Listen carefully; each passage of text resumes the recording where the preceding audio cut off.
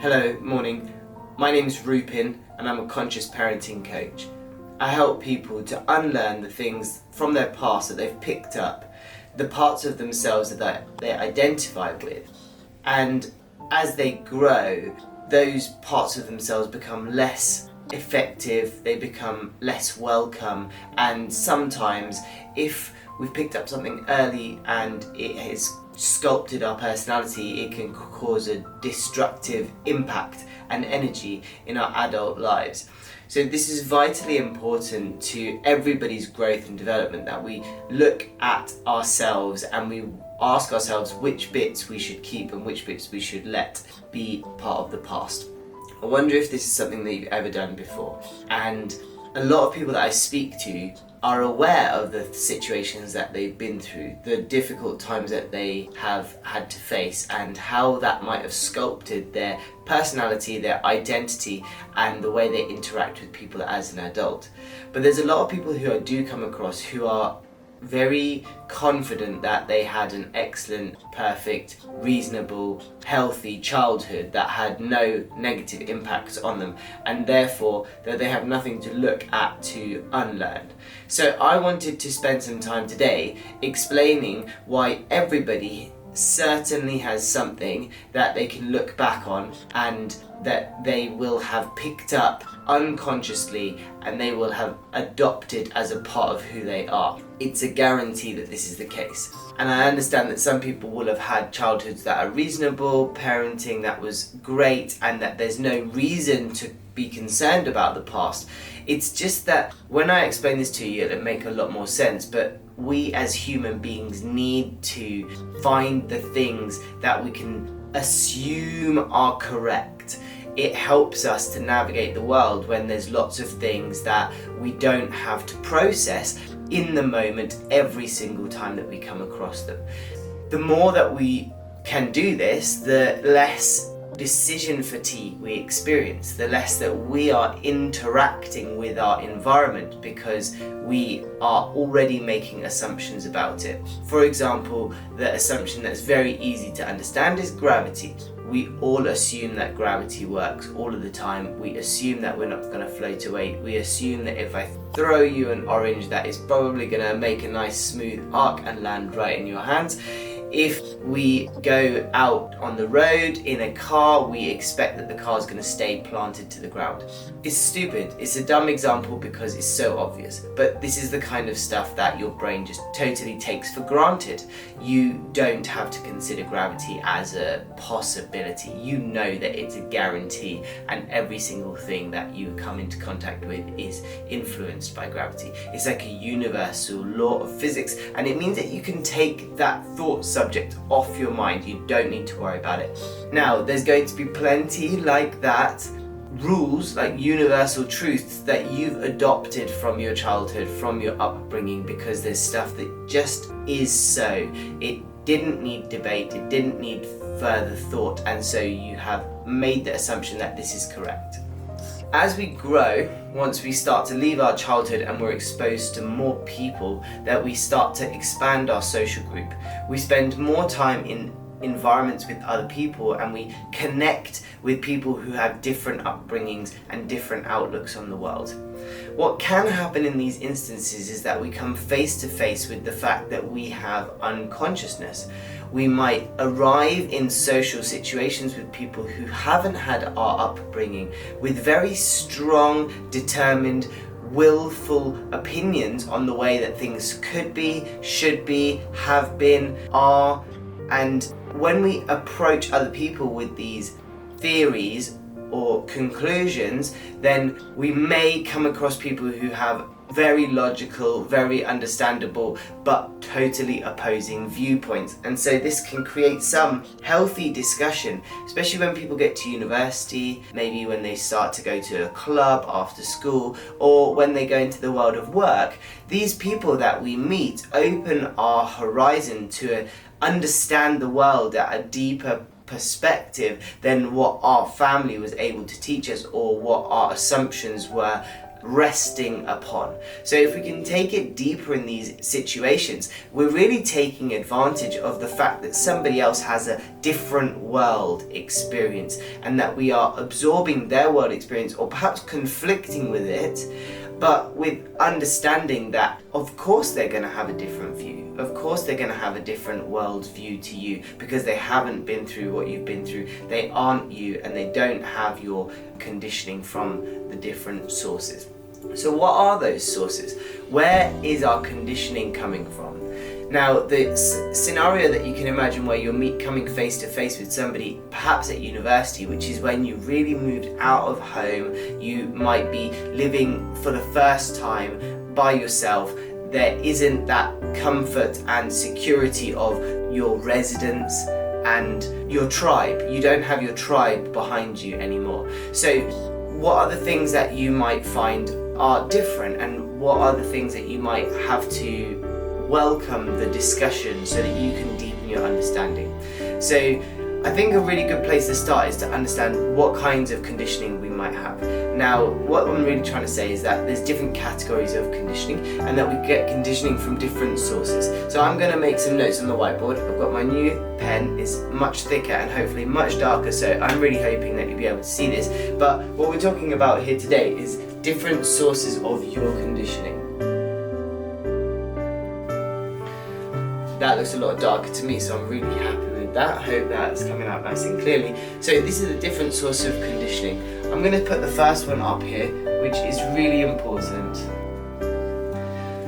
So your family is going to give you a lot of your conditioning. The home in which you grow up in, the personality traits of your parents, and the way that they interact with each other are going to create these assumptions like gravity for you, that you're going to have these rules. And the example that I give to a lot of people that I meet, especially when I'm trying to explain what I do, is that in Monopoly, the game with the board, not the card game, which is excellent, really love Monopoly Deal, and I'm sure a lot of you do too, but the actual board game, the 8 hours where you have the little metal pieces, the rules of the game are quite long, and it's quite difficult to go and check. If you have any misinterpretation on the rules, it takes quite a bit of time to figure out where your rules have gone wrong. And one of the things that I've noticed is that depending on where you play, there'll be certain rules that people will play. They'll have their own rule. They'll have this thing that they consider to be the rules, but actually they'll have just made it up, or perhaps they'll have misinterpreted it, or perhaps it was better one time when they played it like that, and so they've just adopted that rule as part of the game. And then when they invite somebody else to come and play from a different family, and they're like, I'm really sorry, but that's not a rule, and I can't play like that, and this is the rules, and they get the rule books out, and you find out, and you go through and you go, oh, actually that's just a rule that our family made, like that actually isn't the rule. And the rule that my family had was around free parking. There's a particular spot on the board where you get to pick up some money or something, and that was always very confused in our house. We never bothered to read the rules, and what we used to do was put all of the fines in the middle, and then sometimes somebody would get like a very significant amount of money. But I think it was when I went to go and play with other people, they were like, oh, that's not really how that rule works, it's like slightly different. At first I was arguing. At first I was like, no, that is how you play, like this is how you play. I was explaining our rule, and then finding out that our rule was our family rule, that it was a very insulated rule that came from the needs of that moment, and that we adopted it, and that we just let it become like gravity. So the Monopoly example seems to resonate well with a lot of people. I hope that helps you to understand this kind of conditioning. This is what we're talking about. And so from your family, you will have the conditioning of who you are, like what kind of position you have in the family. So within the family, you might be the eldest, like I'm an eldest sibling. I'm also the male child. So it's like there's all of this stuff that is just within your family, that you're this within the family. Then there's your family name. What does it mean? Is there pride? Is there some sort of shame associated with your family that you may just have been born into and adopted? Are there any like expressions of your family? Is your family vegetarian? Does your family have any political views? Do they have any sort of statement? Do they drive a particular sort of vehicle or any kind of expression? Are they Mac people, Pepsi or Coke? You know, that kind of McDonald's or Burger King, you know, like all that kind of like really stuff that's just like, was just the way that it is in our family, and that's kind of normal, is that, oh, like we don't really drink that, or we don't really eat that. It's like, you know, that's your conditioning, and that comes from your family. So this is the number one place, and this is where a lot of my work is, a lot of the coaching practice that I do is about unlearning and deconditioning the stuff from your family, because it goes so deep. It goes so deep. A lot of who we are as a person and how we identify comes from the family. So I think what we'll do is we should definitely discuss that further in another video. I think it would be really nice to break that down. But today I wanted to go through the different labels that we have for the locations of our conditioning. So number two is society. So our societal conditioning and our unconscious that we pick up from society. If you can consider just the country that you live in, just like England, for example, if you live in England or if you live in the States, somewhere in a Western country, like the society that you live in is going to condition you to a certain way, to a certain lifestyle, to a certain outlook on life, to a certain understanding, education, to a certain, like all of these things. But if you were to then just pick yourself up and put yourself into a different society, you would find that things were very different, especially if it wasn't the Western society that we might consider to be very English or very Americanized. Like a lot of those countries, the culture and the society is very similar. But let's say I went to do some traveling in South America, and South America has a variety of societies, variety of cultures, and what I noticed that did make a big difference with how north I was on the continent. And so as we went more and more south, the culture was getting more dense, was less American, was more local, was a bit harder done by, that the society was perhaps struggling a little bit more financially, and that there was some big differences between the different countries that we went to. And that then relays to how different the people are, that you meet the people and they've just got a totally different view and a different mindset. And what you can't take one factor and say that it's that reason that makes these people so different. And when we put all of this together, it starts to create this holistic picture, and we can understand perhaps more and more about these people and ourselves, and how the differences between us are only conditioning. And that there is no difference, because the more that you decondition, the more that you look inside, the deeper that you go, the more you realize that you're just like everybody else. And I guess this is a really good place to bring up what I was saying earlier about people who think that they have had an absolutely fine childhood and that there's nothing wrong with their childhood. Is that, well, that you're still a product of your society and your culture and your upbringing. And so the fact that you had a really good childhood means that you perhaps can't understand how it might have been for other people, because you're conditioned. You think that that's your normal and that's your gravity. And so when you go and meet people from a different culture who perhaps have a much more difficult situation, who don't think that they had a good childhood, you realize that you're the same. You realize that there isn't a difference, and that we're not separating the species into people who are worthy and not worthy. We are separating the species into people who see us all as the same and people who don't see us all as the same. And we can all get back onto the same side of seeing us all as the same, that we're all humans and that we're all integrated as one big community, and spiritually that we're all connected. So the travel helps with that, expanding your mind and opening yourself to new possibilities, and also coaching to figure out where these things come from. What is your definition of a good childhood? Where does that come from? And who set the bar? You know, was there some stuff that you are not allowed to complain about? Was there some emotions that you didn't have permission to feel? Was there a lot of things that you sacrificed because of privilege, and that you don't see how difficult things really were because you had some of the hierarchy of your needs were being met, and perhaps in surplus? You had enough money, resources, car, phone, everything was great, so you have no reason to complain, especially when there is people on the other side of the planet who are having a much more difficult time. So how dare we complain, right? It's like really difficult to complain when we recognize how different things are on the other side of the planet. However, that doesn't really give us doesn't give us permission to look inside, to look at ourselves, to reassess and to discern with a seeking eye for our conditioning.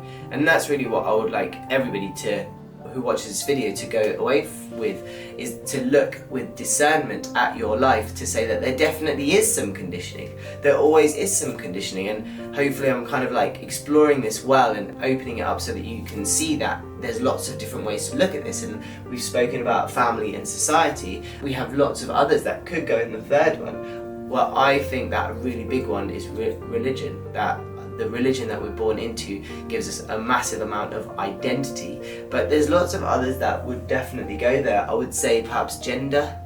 The gender that we're born as gives us a lot of identification, and that we are supposed to do a lot of things, and that is totally agreed upon by many, that, you know, if you're a this, then you're supposed to be that. And when it comes to gender, like, that's quite assumed. I think mainly because you can't completely choose your gender. There are options, there are possibilities to be able to fluctuate or move. There's some surgical options, there's some admissions that you can make, but I think there is some gender that is unchangeable. There's some biological, anatomical gender part of yourself that the way that you're born is the way that you are, and that is very difficult to entirely shift from one gender to the other, especially if you don't really consider the physical body to be the definition of who you are, that we're a spirit residing in this physical body. And then further to add to the confusion of gender, that the spirit doesn't really have a gender anyway, so it's actually only the physical body that has the gender. So it's very complex, but I do think that a lot of conditioning comes from the gender that we are, and that we assume many things about who we're supposed to be because of the gender that we are born. So I would say that gender definitely goes there. Privilege could go there. So lots could go there. I'll leave it open to you. Why don't you pop in the comments what you think should be the number 3 when we put down top 3 ways that we pick up our conditioning through our childhood.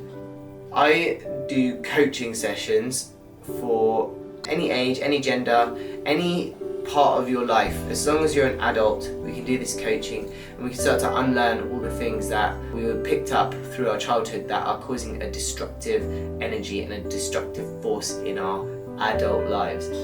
It's okay if you want to live with all of them. You can just carry on with them. There's no rush and nobody's asking you to change. But if there's a destructive energy in your life and it's you and you're not sure why, you've been raised in this way and you feel like most people misunderstand you and that you are just being yourself, or that you're being the person that your parents raised you to be, but for some reason this doesn't seem to be landing, people are not understanding you, and that you feel that there's some distance between you and the ones that you love to connect with, then please do reach out. I think it's a really great opportunity to get some coaching in. I could do 4 or 12 sessions depending on how willing and committed you are, but we can start small, we can start to build things up. 1 or 2 sessions a week is generally plenty. The sessions are quite deep and profound. We talk a lot about the past, but we also talk about the present, the future. We do inner child guided meditations, and I will help you to navigate through meditation. If you're new to meditation, no worries, we'll start off gently. We'll start with some breathing exercises. There's lots of breathing exercise meditations that you can do either on my channel or on the Calm app is excellent. So there's lots of ways that you can practice meditation straight away. And then if you are in a session with me and you want to do a guided inner child meditation, you'll find them transformative and healing. It's where we speak to the child who resides in us, the young, in my case, young boy, 8 years old, wondering why people at school or something were different and were maybe saying something to me, like my familial conditioning. We're going to speak to the little boy inside who remembers that these people who were not treating me very well, and I came home to my parents and I said, hey, what's going on? All these people are not treating me very well. And my parents told me that it's something to do with our family, that we're something special, that we had this really difficult thing in our family, that other people were making a situation out. And so whatever the lesson was that I took away from that moment, in my adult life, I'm still living from that. I still think that my parents were telling me something that was vitally important, and I locked it in as we're so special, or there's this difficult thing in our family, or we deserve it, or whatever it is that my parents would have told me. Then we're going to speak to the little boy inside who's still holding on to that memory, who's actually helping us make decisions in the adult world because he doesn't want us to go through that pain again. However, we don't need that rule anymore because we're in these moments, and those rules came from a different moment that probably came from my parents' childhood or my parents' issues. And so we're kind of breaking that generational pattern through the inner child guided meditations, where we soothe the spirit of the child inside and we help him to realize that he can become authentic, leave those rules in the past and start to live in the now, where the decisions that he makes are going to be based on the reality of the situation as it is. So plenty in this video. I feel like we've gone through so much. I've actually really enjoyed speaking. I think that this is a great topic, and I'd love to speak more about conditioning, and certainly would like to tell you more about what a session would feel like and what it would be like. I will catch up with you in the next video, and remember, stick in the comments what you think number 3 should be on this list. Bye everyone, see you later. Thanks so much for tuning in. Bye.